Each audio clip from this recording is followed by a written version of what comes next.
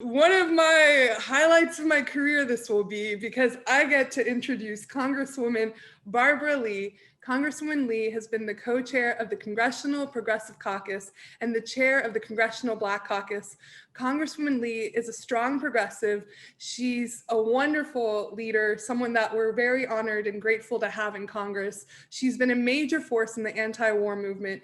Congresswoman Lee bravely cast the lone no vote against the authorization of use of force after September 11th, the single vote that has been vindicated over time.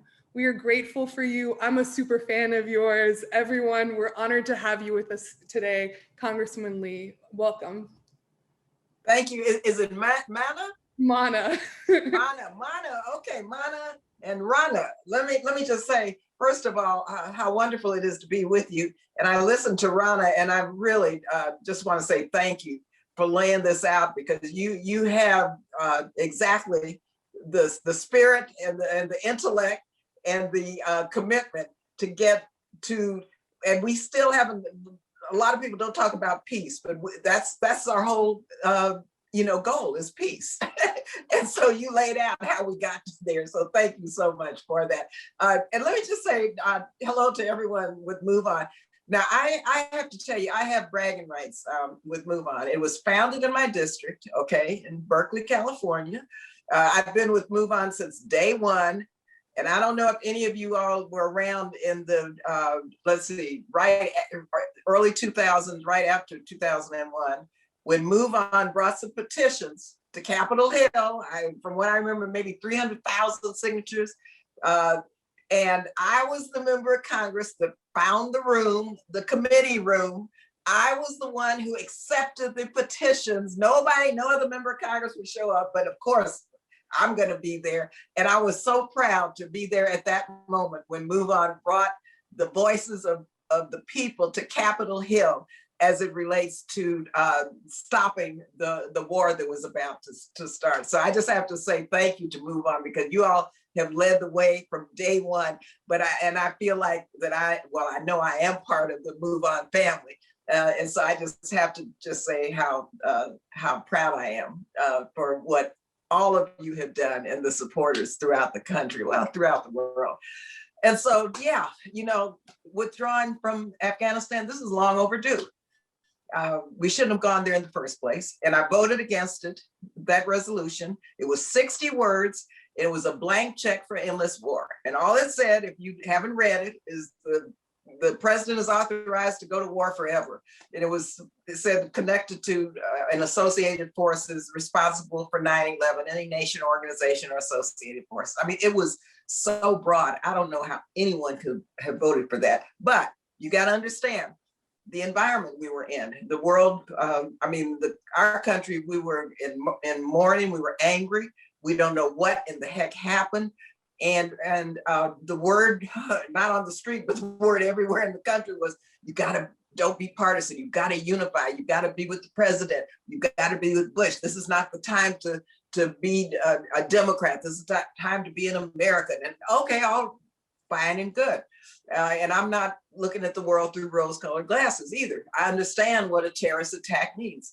Also, my dad was in the military 25 years. So I'm an Army brat, and I know you don't send our troops in harm's way until you know exactly what you're doing, and that's the last option. So all of this came to play, and then I read it again. I tried to help the Democrats craft a more narrow authorization. No way, we couldn't do anything. And so it was hard for me to vote against that, but I went to the memorial service, and I had been talking to our beloved Elijah Cummings in the cloakroom, and I wasn't going to go, but I'm giving you this backstory, just how I got to this point. I'd said, no, I think I'm going to go. And I was the last person who ran down the steps of the Capitol with a ginger ale in my hand. It was a gloomy, rainy day. I went, and I'm so glad I went, because the Reverend Nathan Baxter, who was the head of the National Cathedral, in his eulogy, he said, as we act, let us not become the evil we deplore. Boom, that was it for me. I said, no more, debating in my mind, no more talking to any more people. I talked to my pastor, my mother, my father, with some Marcus Raskin. I don't know if you remember Marcus Raskin from IPS. I talked to Marcus. I talked to some constitutional lawyers, and they too believed it was totally unconstitutional and would take away Congress's responsibility to authorize the use of force in the future, and it will set the stage for forever war. Okay, so I knew it was going to be a tough vote. I didn't know if I was going to be the only one or not, but I voted no. And that was the right vote. And I don't feel like I was vindicated. I wish I had not been vindicated, because so many people, so many of our troops lost their lives. The hundreds of thousands of people in the region died, the refugees, the way that the war has just shattered the lives of everyone in Afghanistan. It's time to bring our troops home. It's time to help build a sustainable peace in Afghanistan. It's time to make sure that women are treated fairly and that the movement toward women's and gender equality continues. It's time to protect the most vulnerable in Afghanistan and provide visas for those who need to leave. So we still have a lot of work to do, but let me tell you, we've trained over 100,000 security forces in Afghanistan. We've spent trillions of dollars. And so it's time to bring them home. And I too applaud President Biden. I was on the drafting committee for the Democratic Party platform. We were able to write into that platform, and no one ever reads the Democratic Party platform, but because I helped write it, I'm really some of the provisions, a lot of the provisions that we put in provisions as it relates to endless wars, and we have to stop these endless wars and bring our troops home and, provide for real national security, which means we have these three stools of our foreign policy: diplomacy, development, and defense. Defense, military first policy is what this country has been using forever in terms of our foreign policy. It's always a militaristic first foreign policy. So now, as chair of the subcommittee, the appropriations subcommittee that deals with development and diplomacy, you know what I'm doing. I'm trying to get this rebalanced now with funding. I'm proud to say we have an 11% increase. We're up to 61 billion, not enough. I'm trying to get more, because we have got a heck of a lot to do in terms of making sure that our development and diplomacy goals are achieved, especially for women, girls, and vulnerable populations in Afghanistan and throughout the world. Finally, I'll just say I'm trying to get that authorization repealed. You all know I've tried every year, probably for the last 18 years. Made some progress. We passed it on the floor. We passed it in the National Defense Authorization Bill, but always they take it out. The Republicans do in the Senate. So we're trying again. We're putting together a team of members of Congress trying to work through and repeal authorization and what that means in terms of trying to bring consensus. And, we have a very diverse caucus, so we're trying to push to regain Congress's constitutional prerogative, well, not prerogative, but requirement that Congress engage in the use of force and authorize it or not. The president has to come to Congress. Congress has to debate it. If we believe that it's warranted, we authorize it. If it's not, we don't authorize it. So that's where we are as it relates to the 2001 authorization. And before I stop, I just want to say one small thing about the 2002 authorization, the Iraq War. Once again, we've been trying year after year after year to repeal that authorization.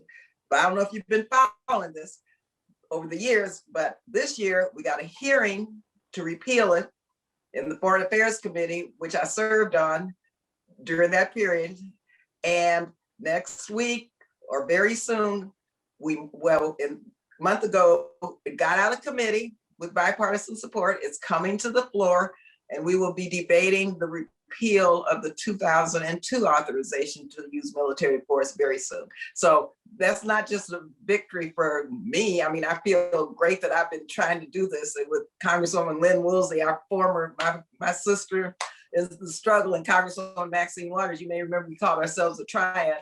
Well, finally, we've gotten to that point where hopefully we'll be able to get the 2002 repealed. And we put that in the Democratic Party platform also. So I'll stop there and just say, because of MoveOn, gosh, 20 years, it's a marathon, but because of MoveOn, we're making progress. We just have to now make more progress toward peace. Congresswoman Lee, I mean, I think I can speak for everyone when I say we're all just floored and so honored to have you. I keep thinking, what would we have done if you weren't a member of Congress 20 years ago? If we didn't have your leadership? There are a lot of questions. You got a ton of fans. Some of them are sitting with me, but I don't know if they're going to get there. But I do want to ask you one quick question, which is, how do you think the withdrawal is going in terms of actually pulling out forces? Because I know some folks are worried about switching out personnel, reclassifying presence. How do you think we're doing? Do you think we're going to be able to also support Afghans and particularly those vulnerable communities, women, girls, minorities like Hazaras, LGBTQ plus folks? How do you feel it's going? Yeah, and that I think what you said is the point, and that's what my subcommittee funds. And so I'm working with the Biden administration to make sure we have the funding to do exactly what you said. With regard to the withdrawal, it'll be dicey. The peace talks.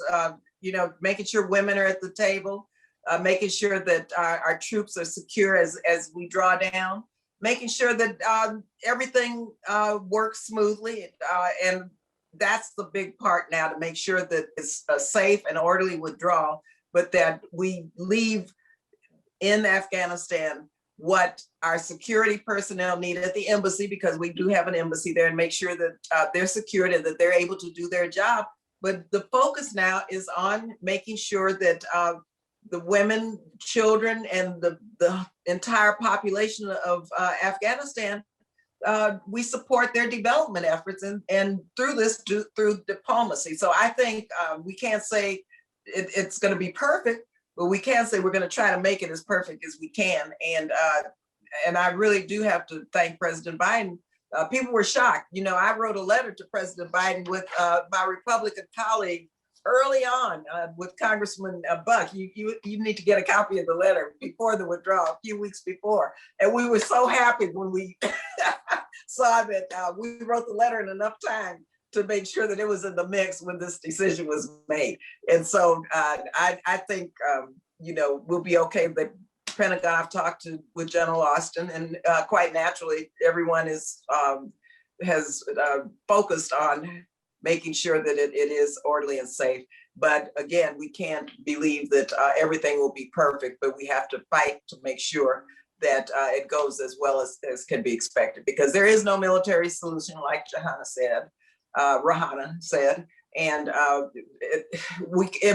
a couple members say, well, we haven't finished our job there. I'm saying, we've been there 20 years and we haven't finished our job. We're going to be there another 20 years. What job are you talking about? What are we?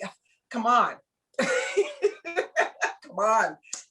And so there's no way we can win any war in Afghanistan. So we need to forget the military posture. I mean, if there are issues that affect the national security of the United States, we'll debate them and figure out how to respond appropriately. But we have to stop the militarization of wherever we think that there are conflicts, and use our diplomatic and development tools before we pull the trigger on military action.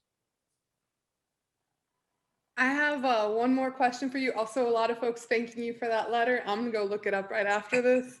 And it was bipartisan with someone, an unlikely ally. So I've been doing this over the years. So let me tell you, working with Republicans on this issue has been quite interesting, but it has been rewarding. And I have to think of Walter Jones. Walter Jones from North Carolina, who helped me so much. He passed away a few years ago, but he helped me break through with many of the Republicans. And so, we don't have a lot, but we have, quite a few who,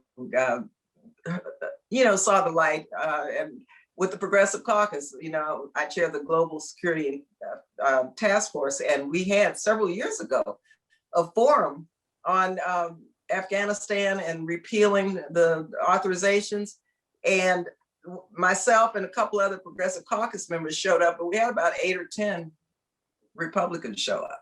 And so we've been building over the years, but this is a marathon. You got to be persistent. You got to have patience and fight for peace. You're incredible.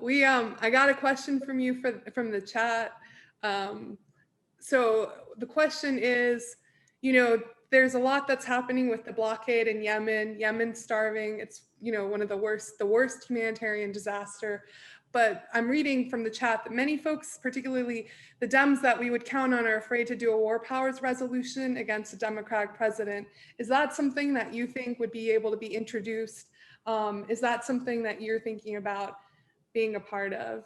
Well, I depending on what it said, I probably would be a part of it. I've joined with Congressman Khanna in all of our efforts around Yemen, and I think, and when we have a Democratic president, I mean, come on, there's space for different points of views, and I know this president, like I knew President Obama, and they welcome, I mean, the kind of different points of views, and we try to negotiate and push hard because we have the different points of views in our Democratic caucus. And so if we think that this is the right move, and if the White House knows or disagrees with us, and they know I'm trying to cut the defense budget, for example, by 10%, we'll do the amendment again, Mark Pocan and I, on the defense budget. Well, they came up with an increase in the defense budget, and we say, no, we need to cut it. So I think we know in many respects, can be the loyal opposition. And so as it relates to Yemen, I would join in whatever action that's necessary to make sure we help with not only the humanitarian crisis, but the Saudi role and all of the issues around Yemen, we need to come to grips with and deal with. I'm pretty sure a couple folks are gonna be contacting you after Sure. this. We appreciate you for that. I got one more question if you have a little bit of time. Okay. I got a lot of folks in the chat asking about sanctions from different countries. There's Cuba, there's Iran, there's the talk about the Yemen blockade. What other plans do you have for foreign policy? I know you're in the middle of a session, so folks, right now, just Congresswoman Lee joining us tonight is a big deal. But what could you say about some other fights on the Hill around foreign policy? Well, around foreign policy, from day one, I've tried to end the embargo against Cuba. I want to go back to where the Obama administration stopped, which was beginning to open dialogue, open trade, open, normal travel, the right to Americans to travel to Cuba without such hassles. Just getting back to there and moving forward. So I co-chair the Cuba working group with Republicans, and we want that. And I've talked to the Biden administration. We're waiting on their policy review on Cuba, but I've been pushing them hard. I met with we had the Secretary of State before my committee a couple of days ago, and I asked, when is this policy review going to be completed? Because we've got to move forward with regard to Cuba. With regard to sanctions in general, I'm pushing for the United States to re-enter the JCPOA as it relates to Iran. And I believe that we have to address sanctions that are hurting people everywhere in the world. And hopefully we'll be able to at least, roll back some of the sanctions that were put into place by the Trump administration. In order to get back to the JCPOA to re-enter where we left, we have to address sanctions and they have to address the issues on their side also. With regard to just where we go with foreign policy, as I said earlier, I'm trying to use my subcommittee chair to really reshape our foreign policy and to get more Americans involved in our global affairs.